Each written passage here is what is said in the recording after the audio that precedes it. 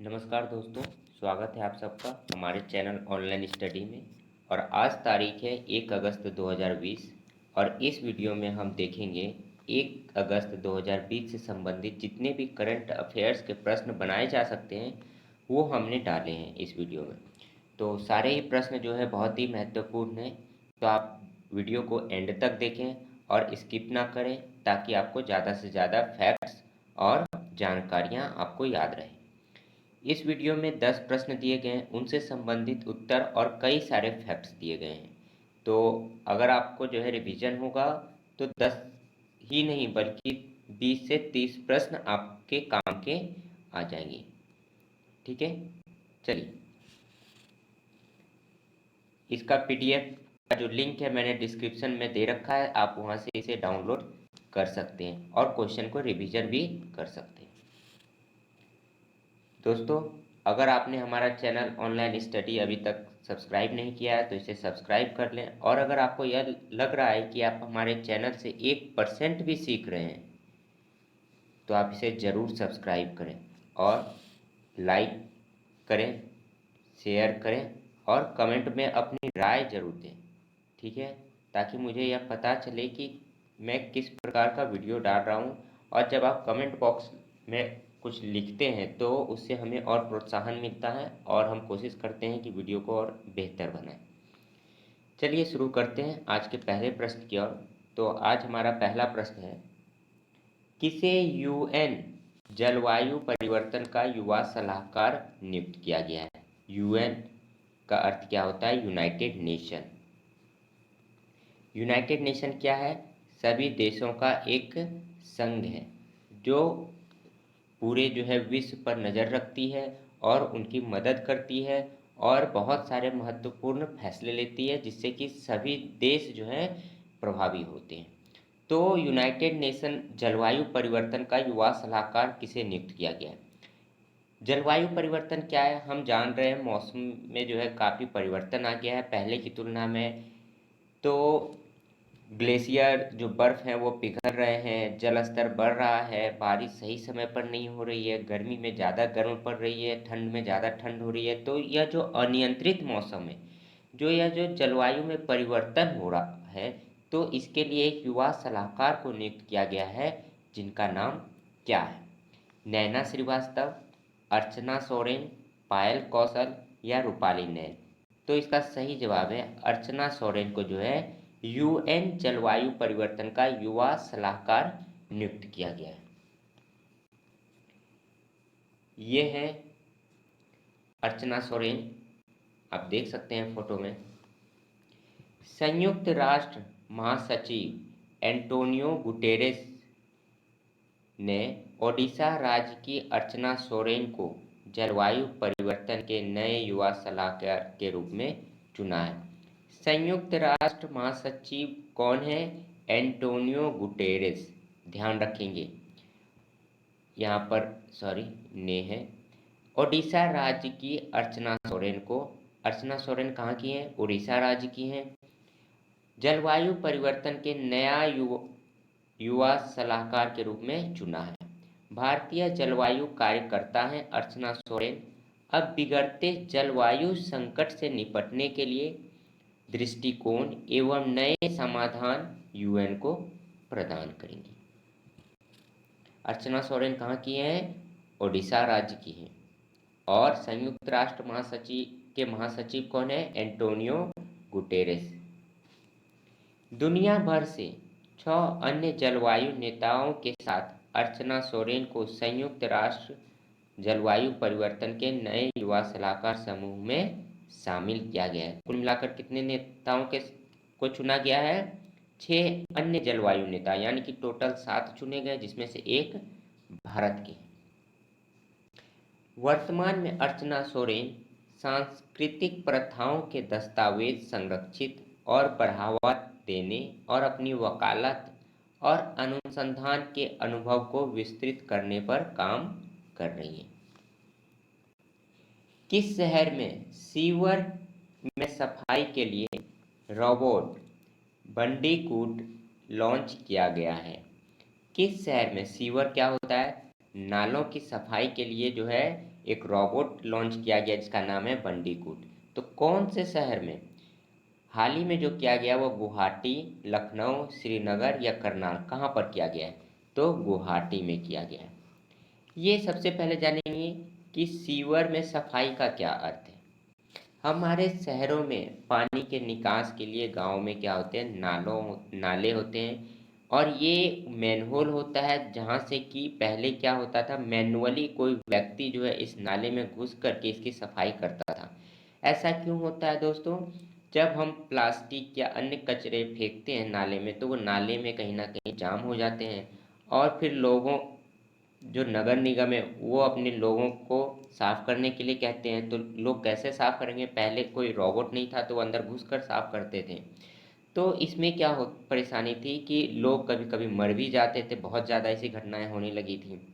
और दूसरा है कि अंदर में जो है ऑक्सीजन नहीं पहुंचने के कारण ज़्यादातर जहरीली गैस होती थी, और कभी कभी जब मैनहोल पूरा भरा होता था तो आप देखते होंगे अपने आसपास घरों के कि वो पानी में रस्सी बांधकर अपने कमर से या दूसरे की सहायता से, कोई व्यक्ति बाहर रहता था वो उन्हें सपोर्ट देता है और फिर वो अंदर घुसकर नाले की सफाई करता है, जो कि बहुत ही रिस्की और ख़तरनाक काम है।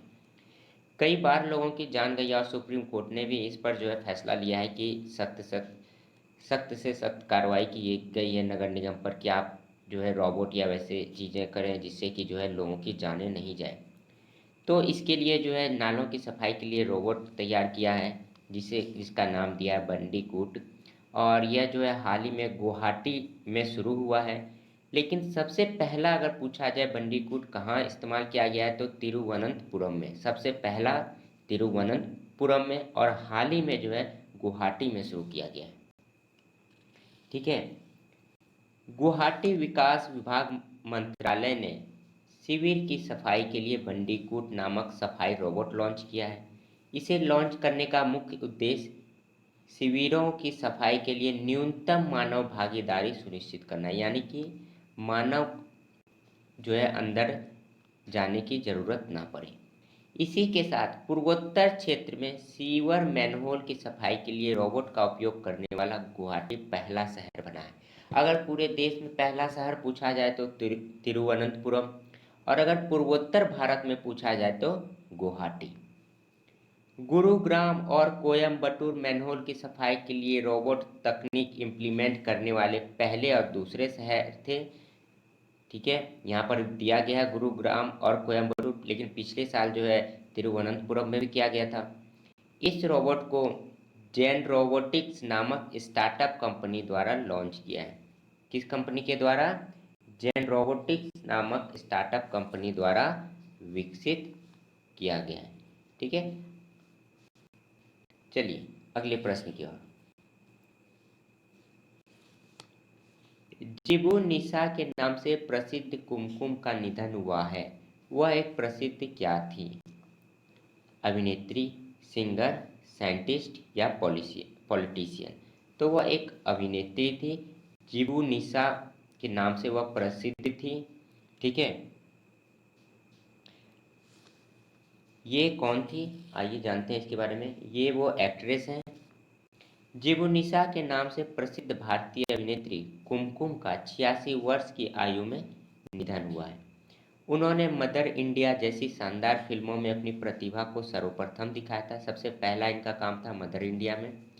उन्होंने बॉलीवुड में कोहिनूर, एक सपेरा एक लुटेरा, राजा और रंग, आंखें नया दिल, उजाला जैसी 100 से अधिक फिल्मों में काम किया है। कुमकुम के प्रसिद्ध गीत थे कभी आर कभी पार और मेरे महबूब कयामत होगी, ने बॉलीवुड इंडस्ट्री में पर उनकी अहम छाप छोड़ी है। तो इन्हें याद रखा जाएगा इनके कामों के लिए, और आप भी इनका नाम याद रखें। अगर परीक्षा में पूछे जाएंगे तो आप ध्यान रखें। इनका नाम जेबुन्निसा था, कुमकुम। जेबुन्निसा नाम से प्रसिद्ध थी, इनका असली नाम कुमकुम था।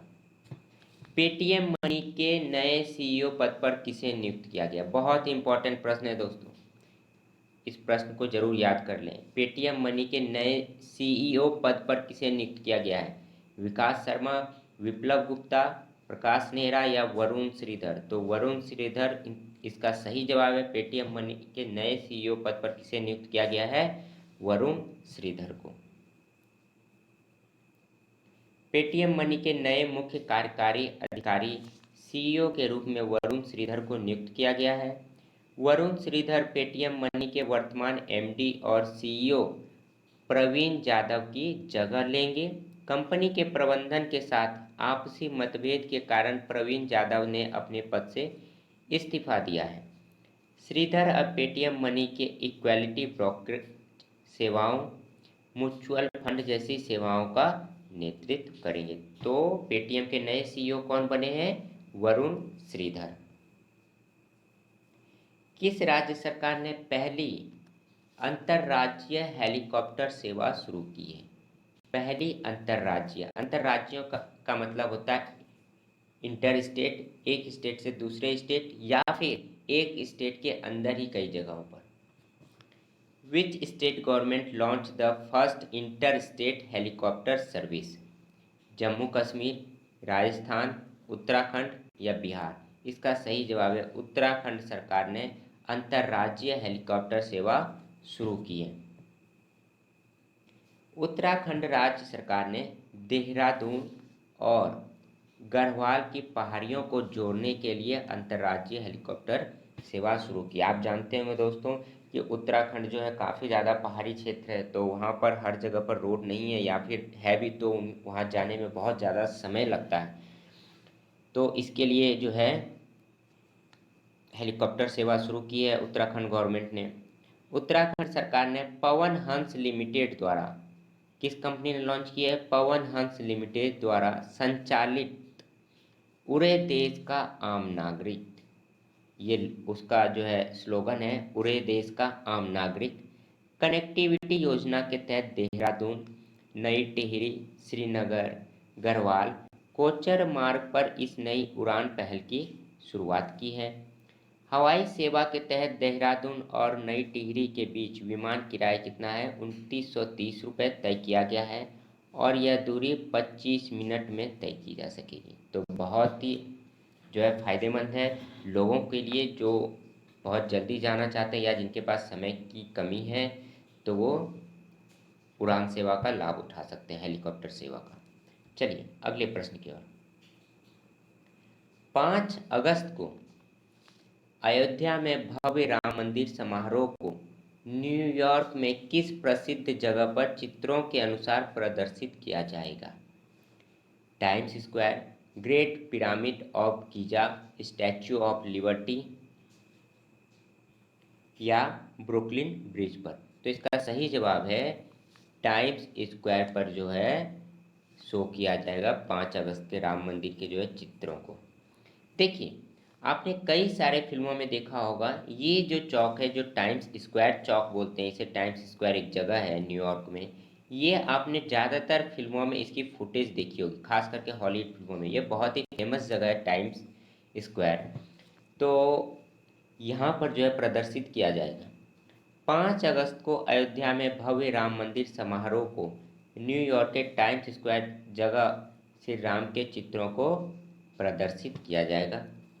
5 अगस्त को सुबह 8 बजे से रात 10 बजे तक हिंदी और अंग्रेजी में जय श्री राम, भगवान राम के चित्र और वीडियो, मंदिर के डिजाइन और वास्तुकला के 3D चित्रों के साथ साथ शिलान्यास के चित्रों की तस्वीरें टाइम्स स्क्वायर पर कई होर्डिंग में प्रदर्शित की जाएंगी। होर्डिंग मतलब क्या? जैसे बड़े काफ़ी सारे फ्लैग्स होते हैं जो रोड पर लगाए जाते हैं प्रचार के लिए, तो वहाँ पर जो है शो किया जाएगा।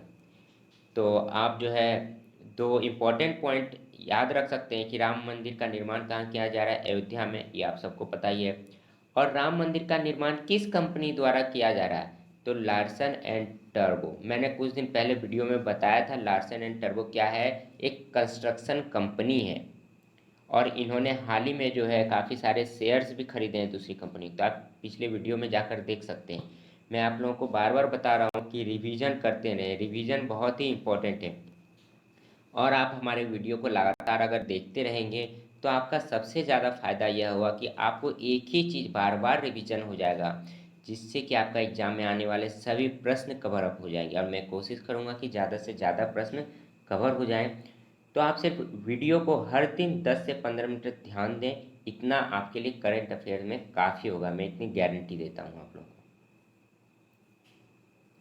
किस इस इंश्योरेंस कंपनी ने जो है बहुत ज़रूरी है अभियान लॉन्च किया है? इंश्योरेंस कंपनी ने कौन सा अभियान लॉन्च किया? बहुत ज़रूरी है, very important. Bajaj Allianz general insurance, Bharti AXA general insurance, national general insurance या भारतीय जीवन बीमा लिमिटेड। तो भारतीय एक्सा लिमिटेड ने जो है, एक्सा जनरल इंश्योरेंस कंपनी ने जो है बहुत ज़रूरी है अभियान लॉन्च किया है। यह अभियान किस लिए है, देखते हैं। भारतीय एक्सा जनरल इंश्योरेंस कंपनी ने महाराष्ट्र और कर्नाटक राज्य में किसानों के लिए बहुत ज़रूरी है नामक फसल बीमा अभियान शुरू किए। देखिए, यहाँ पर क्वेश्चन कभी भी आपको सीधे तौर पर नहीं पूछा जाता है, तो हमेशा ध्यान रखें कि महाराष्ट्र और कर्नाटक में फसल बीमा अभियान जो है किस कंपनी ने शुरू की है, बहुत ज़रूरी है नाम से। तो भारतीय एक्सा जनरल इंश्योरेंस ने बहुत ज़रूरी है नामक फसल बीमा योजना किस कंपनी ने शुरू की है, या क्वेश्चन घुमा करके भी पूछा जा सकता है। ठीक है, तो आप इन चीज़ों का ध्यान रखेंगे बिल्कुल। भारतीय एक्सा जनरल इंश्योरेंस कंपनी ने प्रधानमंत्री फसल बीमा योजना के तहत महाराष्ट्र और कर्नाटक में 3 साल की अवधि के लिए किसानों का बीमा करेगी, जिसके लिए 800 करोड़ रुपए पारित किए गए हैं। इसे महाराष्ट्र के अहमदनगर, नासिक, चंद्रपुर, सोलापुर, जलगांव, सतारा और कर्नाटक के मैसूर, कोडांगू, धरवाड़ा जैसे जिलों में शुरू किया गया है। मैसूर कहाँ पर है? कर्नाटक में, याद रखेंगे। किसे संयुक्त राष्ट्र और international confederation for NGO ICONGO द्वारा कर्मवीर चक्र अवार्ड से सम्मानित किया गया है? कर्मवीर चक्र अवार्ड से सम्मानित किया गया, इसके बारे में पूरे डिटेल से हम जानेंगे। Jitendra YUO TV, Neeraj TIC RG, Sunil Yadav SS या विवेक YLS DV? तो इसका सही जवाब है सुनील यादव SS को जो है ICONGO द्वारा कर्मवीर चक्र अवार्ड से सम्मानित किया गया है। आइए जानते हैं सबके बारे में। सबसे पहले हम जानेंगे कर्मवीर चक्र के बारे में। क्या है ये पुरस्कार? कर्मवीर चक्र पुरस्कार वैश्विक नागरिक एनजीओ के अंतर्राष्ट्रीय संघ द्वारा संयुक्त राष्ट्र के साथ साझेदारी में दुनिया भर के लोगों को अथक साहस के लिए दिया जाने वाला वैश्विक नागरिक सम्मान है। यह पूरे दुनिया में जो है कोई भी लोग जो अथक साहस का काम करते हैं उन्हें यह सम्मान दिया जाता है। ठीक है, तो यह दुनिया भर में दिया जाने वाला सम्मान है। यह पुरस्कार जो है भारत के 11वें राष्ट्रपति APJ अब्दुल कलाम को श्रद्धांजलि है। APJ अब्दुल कलाम को जो है सम्मान श्रद्धांजलि के रूप में यह पुरस्कार दिया जाता है।